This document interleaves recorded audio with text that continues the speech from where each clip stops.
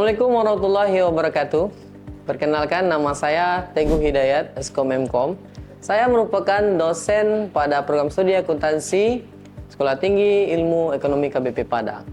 Sebagai dosen, saya telah menyelesaikan Tridharma Perguruan Tinggi di bidang pengajaran, penelitian, serta melakukan pengabdian kepada masyarakat, khususnya pada bidang pengajaran yang saya ampu, yaitu mata kuliah aplikasi komputer dengan bobot 3 SKS.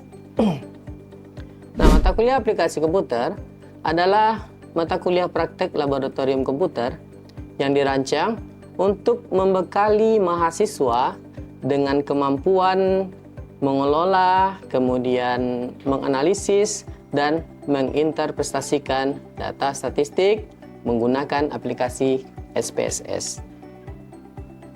Pembelajaran ini difokuskan pada penerapan statistik deskriptif dan inferensial melalui studi kasus dan proyek analisis data, sehingga mahasiswa mampu menyajikan hasil analisis secara sistematis, akurat, dan bertanggung jawab.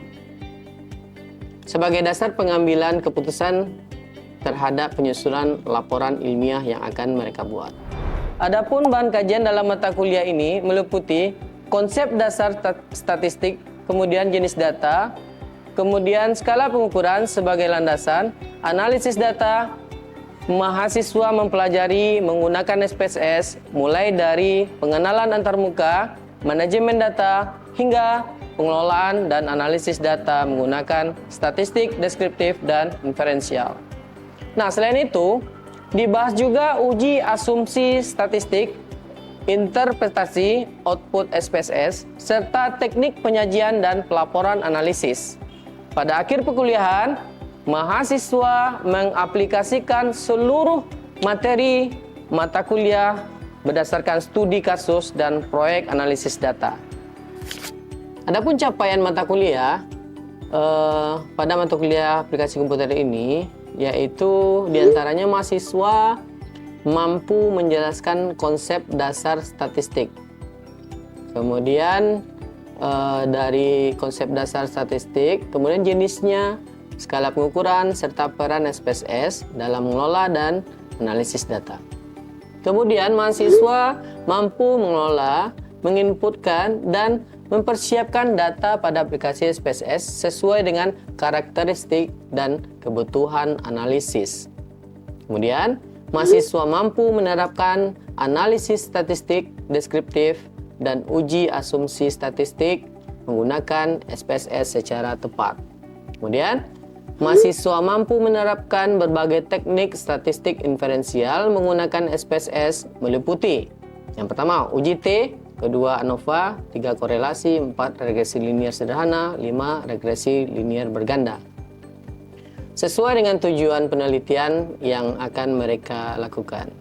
Kemudian, mahasiswa mampu menginterpretasikan output analisis statistik SPSS secara logis, kritis, dan berdasarkan kaidah statistik yang benar.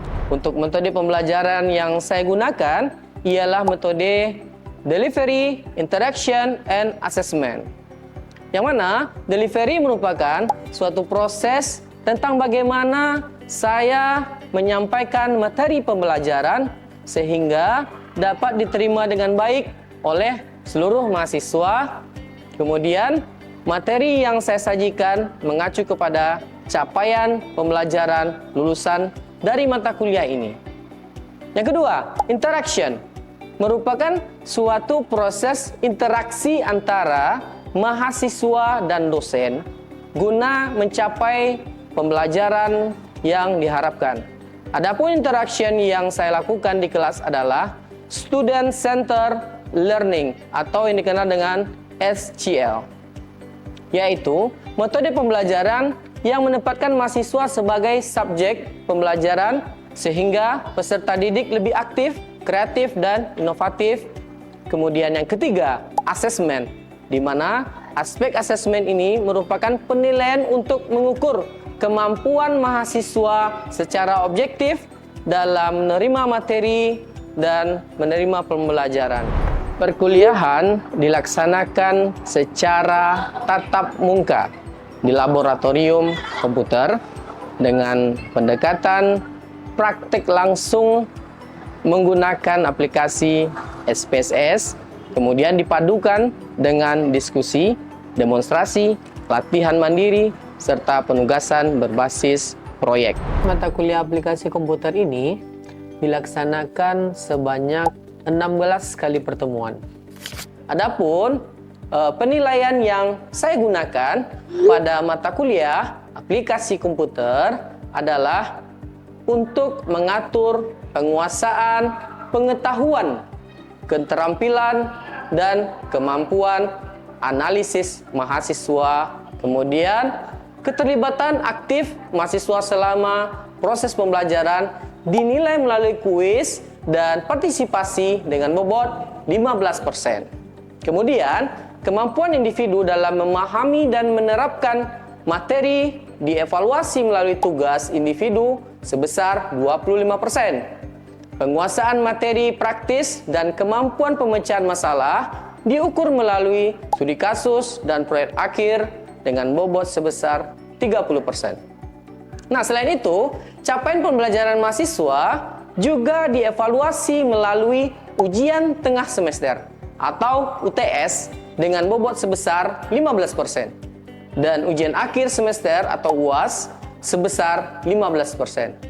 Nah, dengan komposisi penilaian ini, mahasiswa diharapkan tidak hanya memahami konsep dasar saja, tetapi juga mampu mengaplikasikan dan menganalisis serta mengkomunikasikan hasil pembelajaran secara efektif dan bertanggung jawab.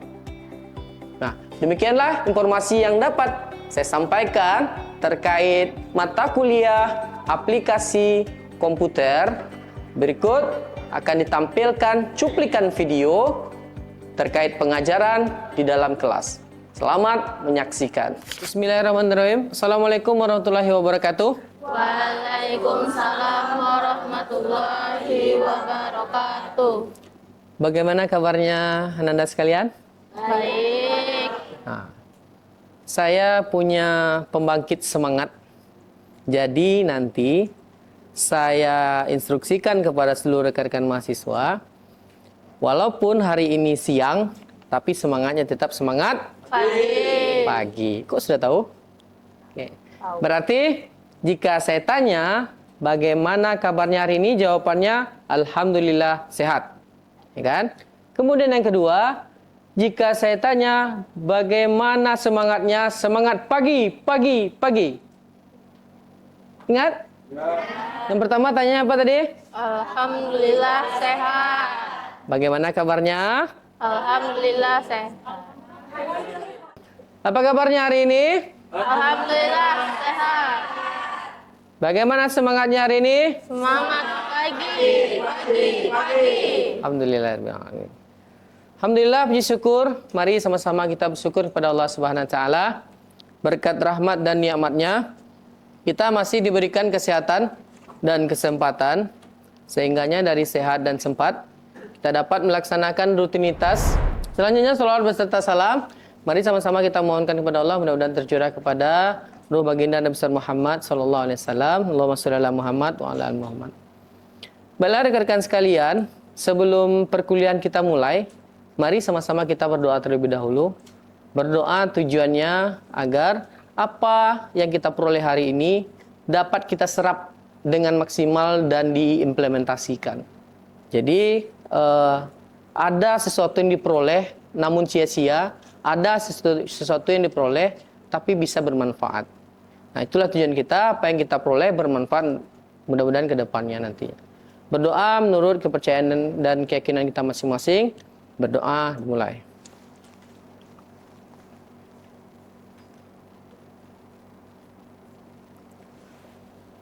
Selesai. Baik, untuk hari ini kita lanjutkan perkuliahan kita, yaitu mata kuliah apa? Aplikasi komputer. Ya, aplikasi komputer. Nah, sebelum kita lanjut kepada pertemuan kita hari ini, kita review sejenak dulu. Apa yang menjadi materi kita sebelumnya. Ya kan? Jadi, sebelum kita lanjut, kita review materi. Tujuannya apa? Agar mahasiswa tersebut paham terhadap materi yang telah dijalani, ya kan? Sejauh mana mahasiswa memahami materi yang pernah dipelajari sebelumnya. Oke, saya mau tanya terlebih dahulu untuk review materi. Siapa yang bisa menjelaskan apa yang dimaksud dengan SPSS? Ya, boleh? Silakan. Perkenalkan namanya. Nama saya Siva Resma Aptana dengan NIM 23220016. Ya, Siva, silakan. SPSS atau yang dikenal dengan Statistical Package for the Social Science merupakan perangkat lunak yang dimana digunakan untuk mengolah, menganalisis, dan menyajikan data statistik guna untuk mendukung penelitian serta mengambil keputusan. Oke, terima kasih. Boleh duduk. Ada versi 2-nya. Ada, silakan. Baik, terima kasih. Perkenalkan, nama saya Brian Ramaputra dengan NIM 23220061. SPSS merupakan perangkat lunak yang dirancang untuk membantu pengguna dalam mengelola, menganalisis, dan menginterpretasikan data statistik. Oke, terima kasih. Boleh duduk? Siapa? Jadi, dapat kita simpulkan bahwasanya SPSS ini mengelola data statistik. Nah, kebetulan dalam aplikasi komputer itu kita mengelola data statistik menggunakan aplikasi SPSS. Karena banyak juga program aplikasi lainnya yang dapat digunakan untuk mengelola data statistik, bukan hanya SPSS saja. Perlu juga saya sampaikan, nah SPSS secara garis besar itu merupakan software aplikasi statistik yang sangat populer, ya, baik bagi praktisi untuk melakukan riset maupun bagi mahasiswa yang menyelesaikan tugas akhir mereka. Jadi, mahasiswa saat ini, khususnya program studi manajemen dan akuntansi, itu juga mereka melakukan pengolahan datanya menggunakan SPSS. Jadi, walaupun banyak program aplikasi untuk mengolah SPSS, tetapi berdasarkan hasil dari penelitian-penelitian mahasiswa sebelumnya, mereka lebih cenderung menggunakan aplikasi SPSS. Oke, selanjutnya, kemampuan yang diperoleh dari SPSS meliputi proses segala bentuk file data. Kita dapat memodifikasi data, membuat tabulasi distribusi frekuensi, analisis statistik, dan analisis lanjutan, kemudian grafik. Oke, kita masih membahas terkait materi kemarin, yaitu masih seputar SPSS. Nah, di depan ini sudah saya jelaskan kepada seluruh rekan-rekan mahasiswa terkait dengan tampilan dari SPSS. Ya. Siapa yang bisa menjelaskan dari dua menu yang ada di paling bawah, yaitu data view dan variable view? Apa kegunaan dan fungsi masing-masing? Angkat tangan. Ya, silakan berdiri. Kalau data view itu menampilkan apa yang akan dikelola, Pak. Ya. Sementara kalau variable view itu tempat pengelolaannya, Pak. Yaitu tempat merancang untuk memproses sebuah data, tipenya apa, untuk apa, angkanya, dan numerik atau hal lainnya, Pak. Oke, terima kasih. Silakan duduk. Nah, benar sekali yang disampaikan oleh rekannya tadi. Untuk variable view, pada menu variable view berguna untuk mendeklarasikan variabel yang akan kita proses. Ya. Untuk variable view, kita bisa deklarasikan variabel di kolom name. Kita bisa buatkan singkatan, ya, singkatan dari variabel yang akan kita buat. Contoh, kita membuat variabel nama, maka kita singkat dengan nm. Kemudian tipenya, kalau dia nama, apakah tipenya angka kah ataukah huruf? Huruf. Jika dia huruf, maka tipenya integer, ya. Jika dia angka, tipenya numerik. Nah, kita sesuaikan ketentuannya nanti. Kemudian, pada bagian desimal, kita buatkan ini nanti hasil di belakang koma. Nah, kalau misalnya desimalnya 2, maka nanti hasilnya 2 angka di belakang koma. Kemudian label. Label ini adalah menjelaskan variabel dari name yang telah kita buat.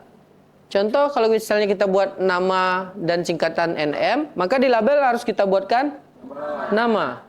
Kemudian yang kedua, kita contohkan saja NM, di sini nama. Nama, oke. Kemudian jenis kita singkat dengan JNS. Kemudian di labelnya kita bikinkan jenis. Oke. Begitu sampai selanjutnya.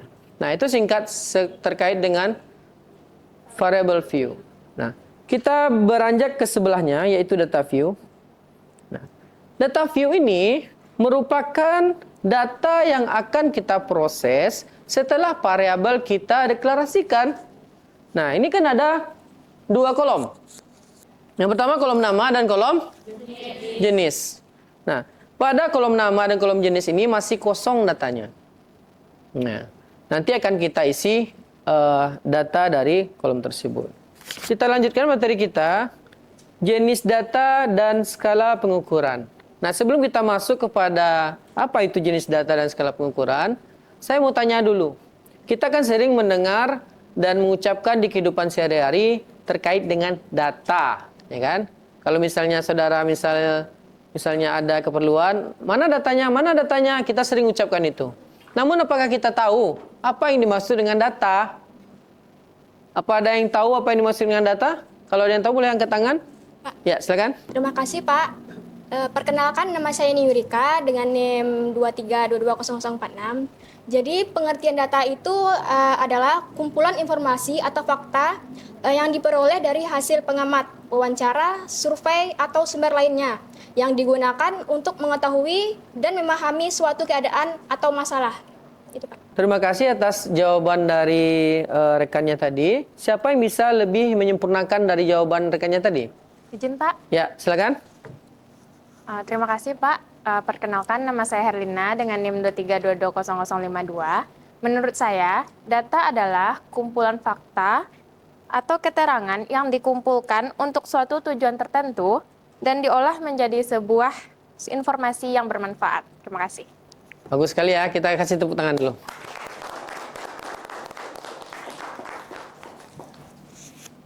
Oke. Data, kategori data yaitu kumpulan fakta. Ya. Jadi, data tersebut harus bersifat fakta dulu. Kalau dia tidak fakta, belum bisa dikatakan data. Ya. Jadi data itu adalah kumpulan fakta berupa angka, kemudian diobservasi, dikumpulkan, dan dianalisis dalam statistik, dan diklarifikasikan berdasarkan sifat dan cara pengukurannya. Nah, kita harus tahu, data ini juga ada pembagiannya. Yang pertama yaitu data kualitatif, yang kedua yaitu data kuantitatif. Apa itu data kualitatif dan apa itu data kuantitatif? Mari kita perhatikan. Nah, data kualitatif atau data kategori merupakan data yang menggambarkan karakteristik. Ya. Jadi, data kualitatif ini data berupa gambaran. Ya. Perbedaannya dengan data kuantitatif yaitu data berupa bersifat angka, numerik, jenis kelamin, kemudian warna, agama, ya kan? Itu merupakan data nominal. Nah, kapan kita temukan? Pada saat kita menyebar kuesioner untuk proses pengambilan data. Kemudian data ordinal. Data ordinal ini kategori dengan urutan bermakna. Contohnya tingkat pendidikan, kemudian kepuasan pelanggan. Kalau misalnya kepuasan dari suatu layanan terhadap suatu instansi, ya kan? Itu ada juga penilaiannya.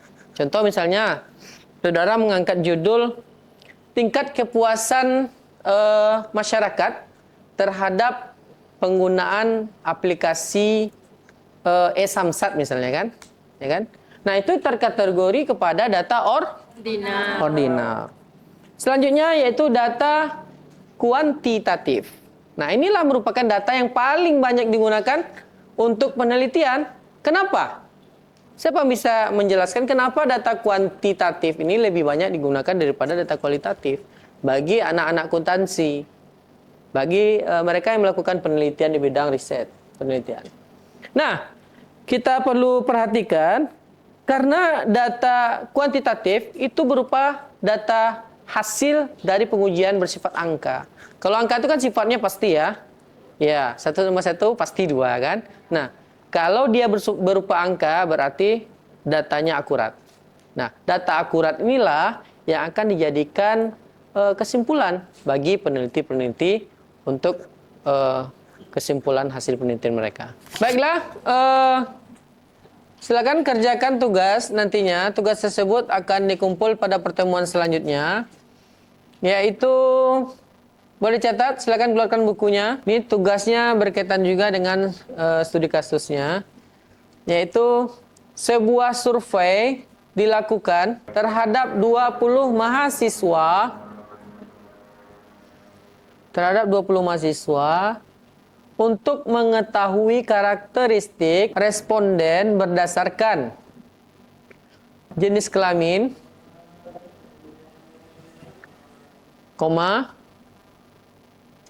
usia,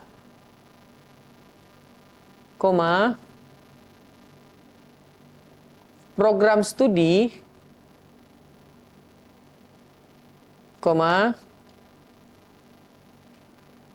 IPK. Oke, perintahnya adalah data yang harus dibuat, yaitu buat dataset pada SPSS. Buat dataset pada SPSS. Oke. Dengan variabel sebagai berikut. Oke. Variabel pertama yaitu ID atau ID. Variabel kedua JK. Sudah? 3. Usia. 4. Prodi. 5. IPK. Lanjut keterangannya. Ya, di sebelah ID tadi. ID tadi adalah nomor responden. Oke. Kemudian JK adalah jenis kelamin. Usia responden. Untuk keterangannya, usia responden. Kemudian prodi, program studi. IPK, indeks prestasi kumulatif. Untuk keterangan apa ini? Label ya. Kemudian skalanya, ID tersebut skalanya scale pada variable view. Oke, kemudian JK skalanya nominal. Kenapa JK skalanya nominal? Karena pilihannya tadi laki-laki 1, perempuan 2. Berarti nominal berarti berupa angka. Oke, selanjutnya usia. Usia responden itu scale. Prodi nominal. Dan IPK yaitu scale. Instruksi tugasnya lagi. 1. Buat seluruh variabel pada variable view. Oke. Buat seluruh variabel pada variable view dengan pengaturan yang sesuai. Dengan pengaturan yang sesuai. Yang kedua. Ini instruksi tugasnya ya. Masukkan data minimal 20 data. Atau 20 responden. Pada data mana dimasukkan? 20 data ini? Data view kah? atau variable view? Oke, di data view ya. Kemudian yang ketiga, beri label variabel ya dan value label. Beri label variabel dan value variabel. Oke.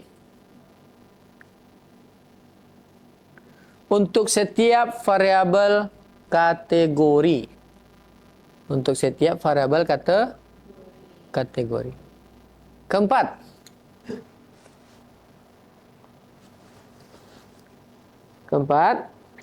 Tentukan skala pengukuran. Tentukan skala pengukuran masing-masing variabel dengan benar.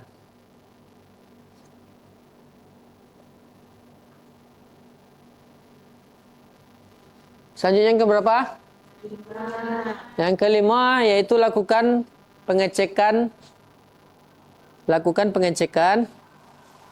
kesalahan penginputan data. Lakukan pengecekan kesalahan penginputan data. Oke. Nah, hasil semua ini nanti saudara kumpulkan dalam bentuk file spss.sav. Oke. Laporan dikumpulkan berformat PDF ya, dikumpulkan dari link drive yang nantinya akan saya sematkan ke grup.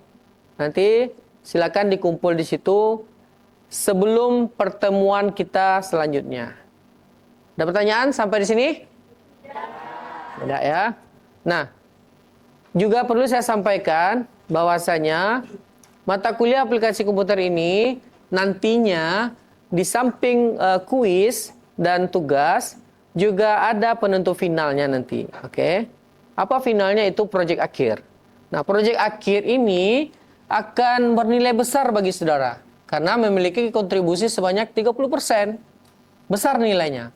Oleh karena itu, tujuan nanti proyek akhir itu diadakan agar mengukur kemampuan seberapa jauh mahasiswa itu memahami sebuah materi yang pernah disampaikan. Oke, demikian dulu pengajaran untuk hari ini.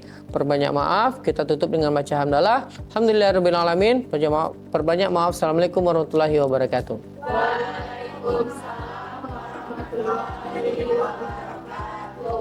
Demikian video rekaman kegiatan proses pembelajaran mata kuliah aplikasi komputer pada program studi akuntansi Sekolah Tinggi Ilmu Ekonomi KBP Padang.